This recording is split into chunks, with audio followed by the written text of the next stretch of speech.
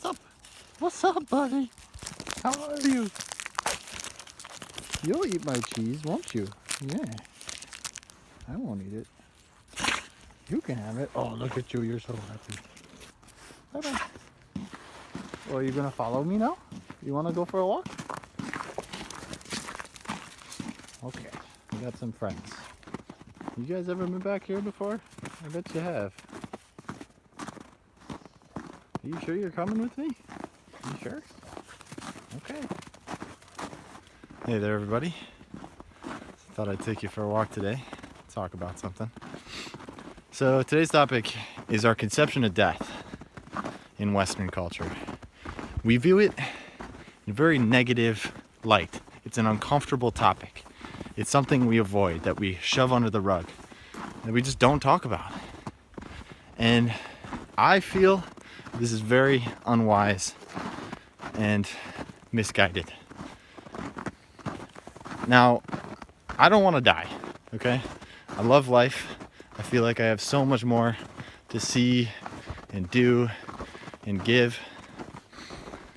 But at the same time, I know that it's going to happen. I know that it's coming for me. There are not many things that you can be more confident of in life than the fact that you will die. And so, why not come to terms with it? Why not find a way to accept that it's going to happen and make the best of it, right? Like anything in life, anything that you can't control. If you are uncomfortable about it, maybe you should change your perspective on it, because that thing is not changing.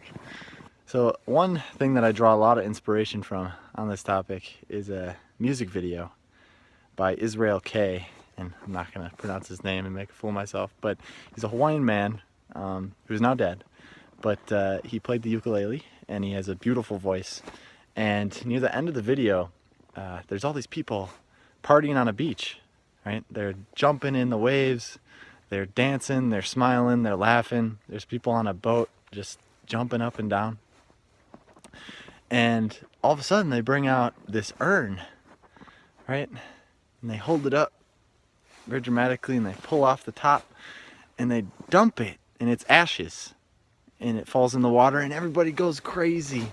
Everybody's just like celebrating. And it turns out this is Israel's funeral. People are overjoyed at his funeral. And it was one of the most beautiful things I've ever seen. And ever since I saw it, I have been so envious. And, you know, I hope that my funeral will be like that someday. Western funerals, in my opinion, are very selfish events.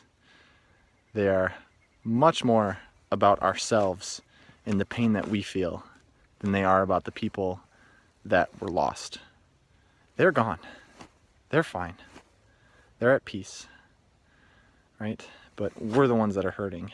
And what I think is a healthier way to deal with this death, to deal with this grief, is to instead shift it to gratitude for the fact that you even knew that person, the fact that they even existed, because it was never guaranteed. So behind me here, up over this cliff, is a cemetery. And me and my friends, we like to have a bonfire up on that rock up there. And throughout the night, we'll always end up going for a walk through the woods. And, you know, for some reason, we always end up in the cemetery. And the first few times we walked through there when we were younger, it was always this spooky thing to do. Right? We were kind of looking over our shoulder and would get chills if the wind blew the right way, and, you know, tell each other ghost stories as we walked through. But what we came to realize after doing it a few times is how peaceful that place is and how beautiful it is.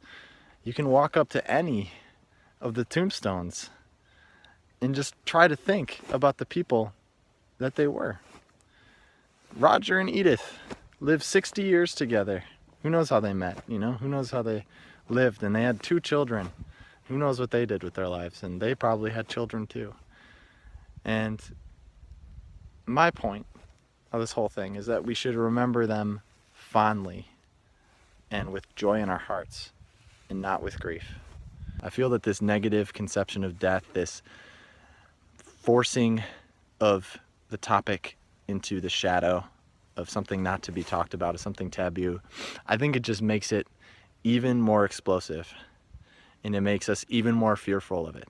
And if we find a way to accept death and face it with openness and, you know, put some love onto it, so to speak, to shed light on it, it wouldn't hurt us so much.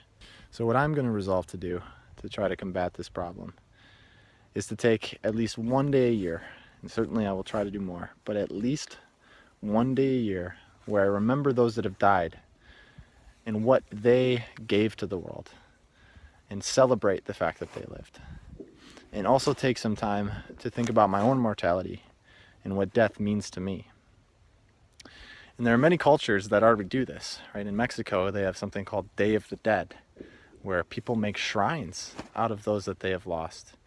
We have a similar holiday called Halloween in this country, but instead of being a day to respect death and accept death and remember those, it's more become a competition for who can wear the least amount of clothes without freezing to death, at least here in Wisconsin.